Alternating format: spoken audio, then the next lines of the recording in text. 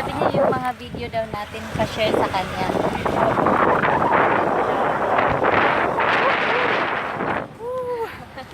Sarap na ulan. Buti na lang, hindi mainit. Hindi ako mangingitim. Nature na nature.